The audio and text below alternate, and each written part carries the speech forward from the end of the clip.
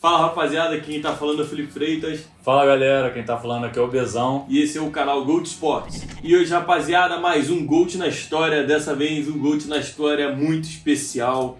Talvez o que mais tenha dado trabalho pra gente. Graças a Deus. Graças a Deus, exatamente. A gente tá aqui também, é uma forma de prestar uma homenagem, né? É uma homenagem.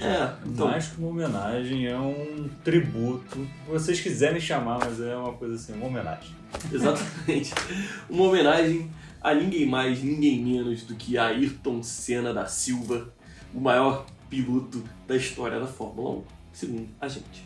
E o maior brasileiro, um dos maiores esportistas brasileiros. Sim. Tem pra mim que o maior. Eu vou dar um tempinho pra você limpar teu computador, limpar seu quarto, porque o negócio vai ficar pesado. Segura esse vídeo aí que a gente só vai falar bem, não vai falar mal de ninguém não. Aqui não tem só do Prost. Ele merece. Então galera, sem mais delongas, antes de começar esse vídeo, vou pedir pra você deixar o seu like, curtir aí, comentar, se inscrever, compartilhar, seguir as nossas redes sociais também, seguir a gente lá no roxinha, @canal GOAT Sports. Não se esquece, lá a gente faz cobertura de GPs no final de semana. Mas hoje viemos falar de história, viemos falar de Ayrton Senna. E é isso que vamos fazer a partir de agora. Nascido em 21 de março de 1960 em São Paulo, Ayrton Senna começou a sua carreira na Fórmula 1 como de costume os pilotos começam, no kart. Ele desde pequeno sempre foi aficionado por automobilismo e tudo mais. O pai dele era um grande fã de automobilismo e quando ele atingiu uma certa idade, vendo que ele tinha um certo talento para velocidade ali com a sua bicicleta e tudo mais, os pais resolveram colocar ele para praticar kart e aí começou a sua paixão pelo automobilismo. E após alguns tempos competindo ali pelo kart, ele resolveu ir para a Europa para competir pelo campeonato de kart europeu, venceu, foi promovido a F3, onde ele abandona o kart, vence a F3 e a partir disso aí ele já começa a entrar no radar de algumas escuderias da Fórmula 1, onde ele fez alguns testes em 1983. Ele fez testes pela Williams, pela McLaren, pela Brabham e pela Toleman, essa última que o contratou para o grid de 1984.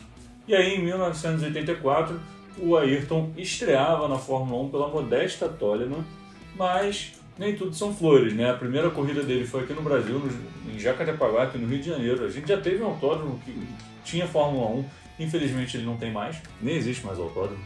Mas de qualquer forma ele disputou a primeira corrida dele pela Fórmula 1 aqui no Brasil e não terminou a corrida. Porém, em 1984 guardava boas lembranças pra gente de bons tempos, né? Sim. Ayrton estava despontando e ele já, na África do Sul ele marcou seus primeiros pontos na Fórmula 1. Então lembre quando a gente fala que é muito difícil você pontuar na sua estreia, no seu ano de estreia e tudo, você se destacar. Olha como é que um cara que é fora de série já começa a atingir resultados expressivos.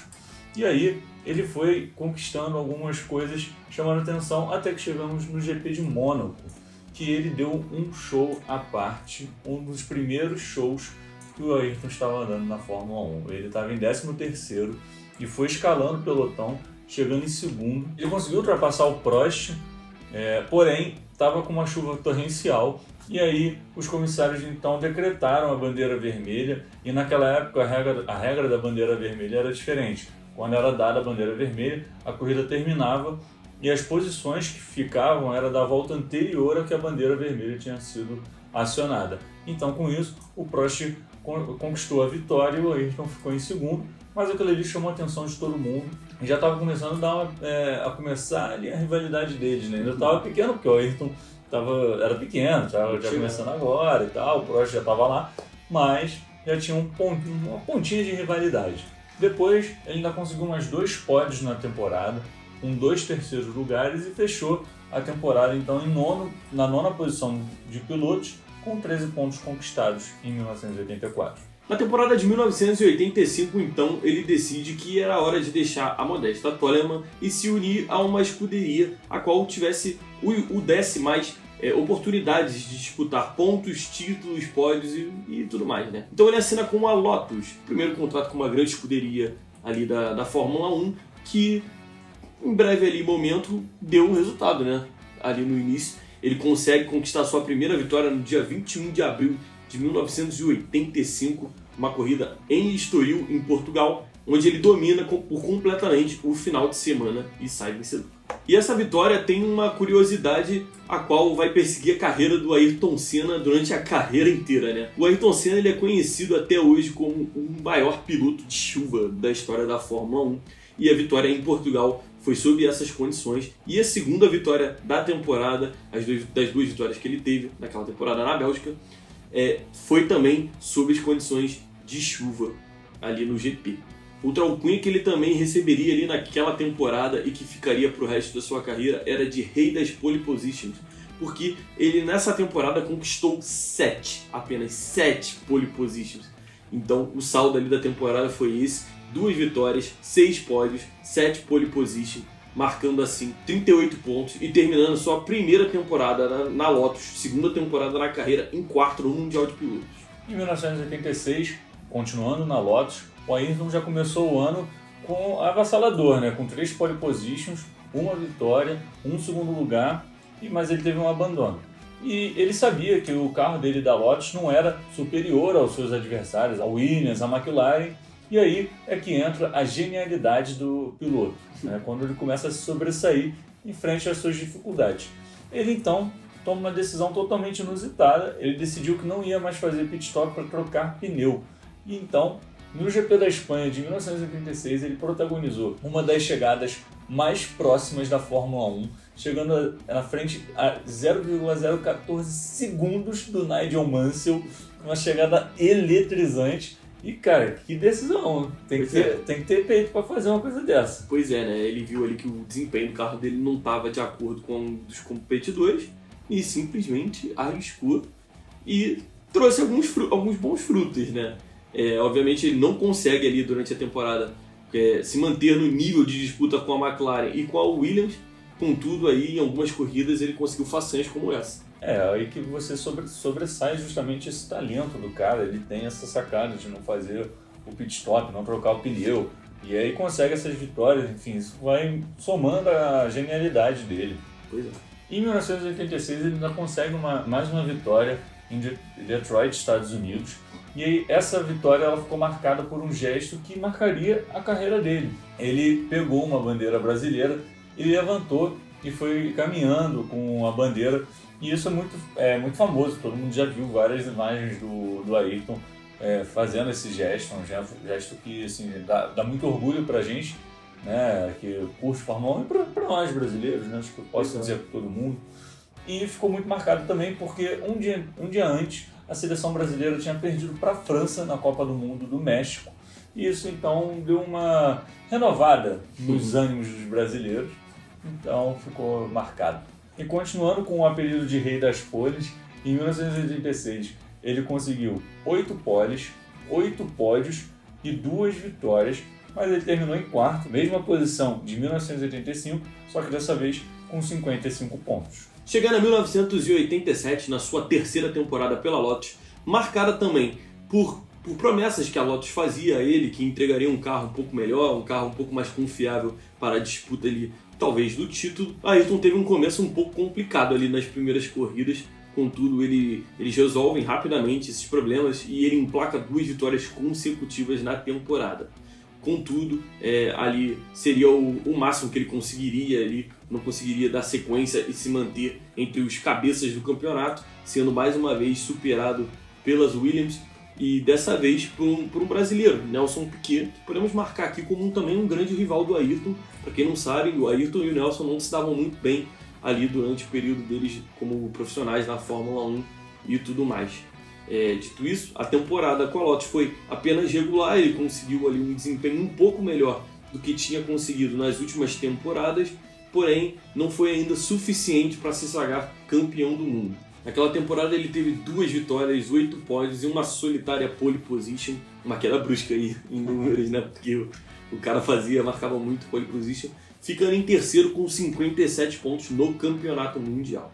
Com o baixo desempenho da Lotus em 1987, em 1988 o Ayrton decide mudar e ele dá um salto imenso na carreira e vai para a McLaren fazer dupla com ninguém mais, ninguém menos que Alain Prost, um dos maiores nomes da Fórmula 1 e acho que um dos maiores nomes daquela época da Fórmula 1. Dupla, vocês já sabem como é que vai terminar por ser muito famosa. Mas estava ali se formando um Dream Team da Fórmula 1. E mais vitoriosas, né? Assim, maiores que eu digo de vitória mesmo. A gente sempre comenta aqui sobre como é difícil você ter 2 pilotos campeões dentro da sua equipe, como é difícil de administrar isso. Mas, cara, eu vou te falar que essa parceria, por mais que tenha sido turbulenta, vocês vão entender o porquê, foi de muito sucesso, porque eles não deram chance pra ninguém. É verdade, foi dominante. Cada piloto teve seu momento, né? Exatamente. E eles, ainda tem isso, eles conseguiram dividir bem quem ganhou o quê, né? Dividir bem, não sei, mas... Dividiu. Cada um levou um, dá pra... O chefão da galera vai falar, de mim você não pode reclamar, você ganhou um, você ganhou outro, então acabou a discussão. E assim, como a gente estava falando, essa é uma das parcerias mais dominantes da Fórmula 1. Das 16 corridas do ano de 1988, a McLaren venceu 15. Brincadeira, sendo que 8 foram vitórias do Ayrton e 7 foram vitórias pro Prost. Ou seja, o equilíbrio estava em quase 50%, né? 50-50, vamos ser sinceros. Se tivesse 17 provas, tinha dado empate. Impressionante. E aí a gente chega na corrida do Japão de 1988. O Japão que ia fazer ser muito importante na história do Ayrton. Na largada, ele deu uma engasgada com o carro, perdeu 16 posições. E ele viu ali o sonho do campeonato mundial começar a fugir dele. Você sabe como ele fez para ligar pro carro andar? Como? A largada tinha uma descida, ele jogou o carro na banguela e deu partida no carro. O carro... Tá vendo? Você que liga seu carro na banguela, o Ayrton fez igual na Fórmula 1, então você pode fazer. Pois é, cara, tá aí mais um traço da genialidade ali do piloto se virar com o que tem, né? Exatamente, tem que se virar. E se virou. E ele começou então a escalar o pelotão. E logo na primeira volta foram 8 carros ultrapassados. O cara, ele não perdia à toa, não. Se era para ele perder, ele ia perder no estilo. Sim. Ou por razões é foda, né? Razões adversas. Pois é. E logo na volta 28 ele ultrapassou o Prost e rumou para conquistar a vitória no GP do Japão.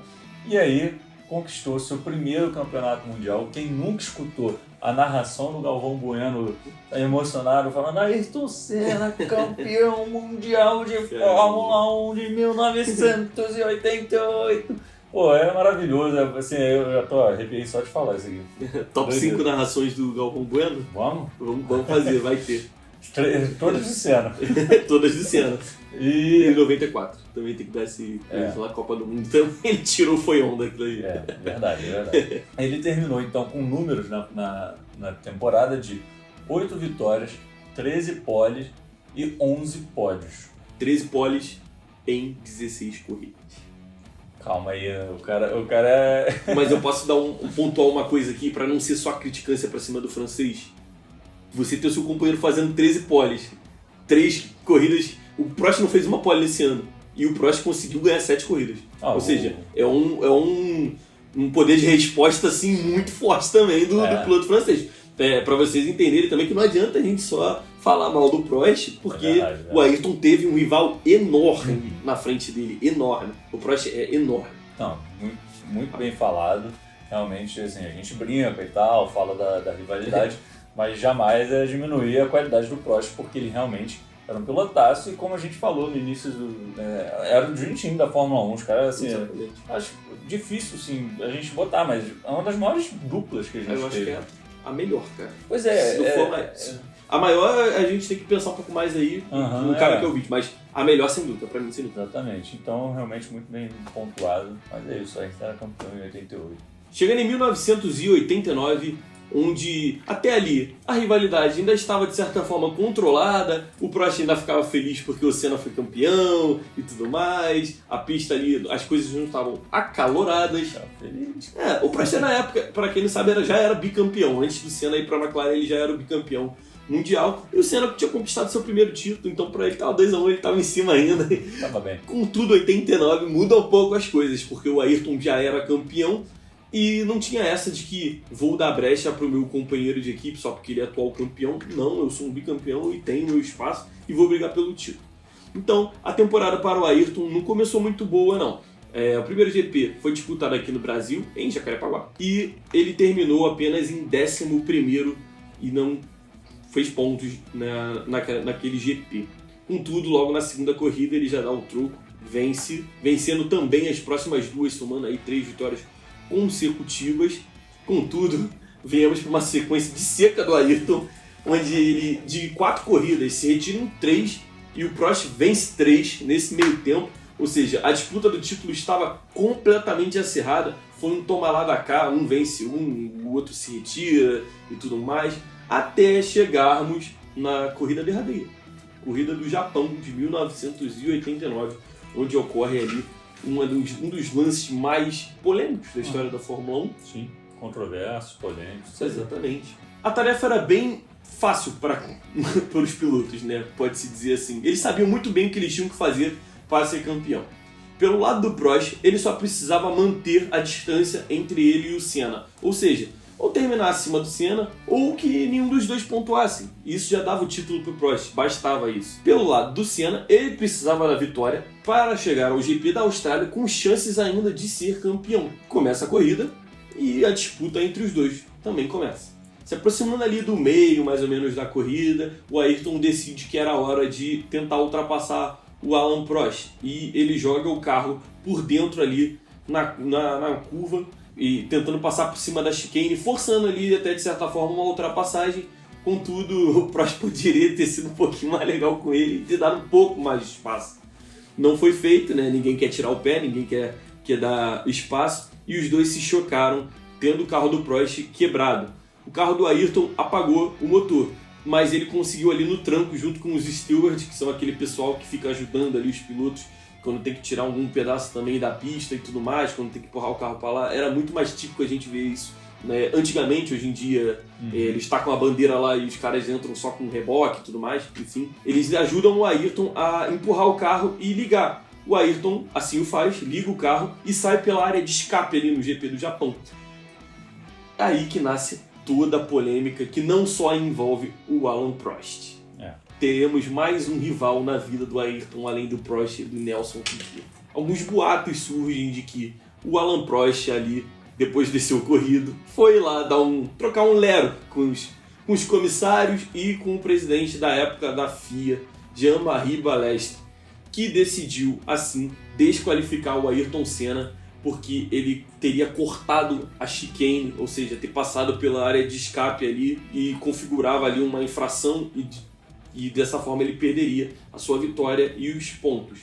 Em contrapartida, em defesa do Ayrton, ele dizia que a área de escape era uma saída de emergência para casos de emergência, e ali era um caso de emergência e tudo mais. Contestou, o Balestre não aceitou, tirou os pontos do Ayrton, e o Prost foi campeão no tapetão. Só uma coisa, a área de escape é uma saída de emergência. A gente sabe disso. A área de escape é para justamente acontecimentos de batida, perder ponto de frenagem, seja lá qual for, e o piloto tem uma área ali que ele possa sair sem bater o carro, sem sofrer, sem parar a corrida, sim, etc. Então, a área de escape estava lá para o quê? Né? A não ser... Os caras foram lá explicar para o presidente da federação qual era a regra, porque aparentemente ele não entendia. Pois é. Mais tarde, em 1996, o Balestre assumiu ter beneficiado o Prost ali por ele ser compatriota. O que todo mundo já sabia, né? Mas ali à época, mais polêmicas vieram. O Ayrton chegou a falar umas verdades pro Balestre, chamando ele de ladrão, que se sentiu, obviamente, ofendido, porque um ladrão gosta de ser chamado de ladrão, e o puniu. Ele cassou ali a superlicença do Ayrton. Para quem não sabe, ali a gente vai fazer talvez um vídeo um dia sobre a superlicença. É basicamente a carteira de habilitação do piloto de Fórmula 1. Então ele cassou ali, puniu o Ayrton, e ele estaria banido para o campeonato do ano seguinte, a menos que ele fizesse um pedido de desculpa formal e público, coisa que o Ayrton obviamente não aceitou. Ele não aceitou pedir desculpa publicamente ao Balestre e assim bateu o pé. Acabou que ele não terminou punido, porque o Ayrton era um astro da época ali, seria um tiro no pé para a Fórmula 1 perder o Ayrton naquela altura do campeonato. e tudo mais. Contudo, a decisão foi mantida, ele perdeu os pontos e o Prost foi campeão de 1989, chegando ali talvez a um dos pontos altos da rivalidade dos dois, que se acentuaria muito mais em 1990. O Prost ele era um cara muito político, né? Ele tem essa característica na carreira dele. E o Balestre era um cara totalmente controverso, né? Então a decisão foi totalmente errada. E vocês vão entender o porquê dessa decisão ter sido errada no vídeo da semana que vem. Por quê? O Ayrton é tão grande, mas tão grande, que não dá pra gente fazer uma história que vai ficar em um dia só. A gente vai fazer uma história que vai durar 2 semanas, né? Dois programas nossos, porque a gente quer passar tudo pra vocês e é uma homenagem pra esse cara que representa muito para todos os fãs da Fórmula 1, do Brasil. Então, fica ligado que semana que vem vocês vão entender o porquê da decisão ter sido totalmente errada. Exatamente, galera. Aproveita, se inscreve aí no canal para não perder o episódio da semana que vem, a parte 2 da história do Ayrton Senna. Como o Bezão falou, é uma história muito grande para ficar resumida em apenas um vídeo de 30 minutos e tudo mais, então a gente resolveu dividir o vídeo aí, até para vocês verem com mais leveza aí e também ficarem naquela curiosidade para saber o que acontece aí na carreira do maior piloto brasileiro e maior piloto de todos os tempos da Fórmula 1, beleza? Tamo junto, galera, e até semana que vem, hein? É isso, galera. Aperta o sino aí que vocês vão receber quando sair o vídeo, valeu? Um abraço!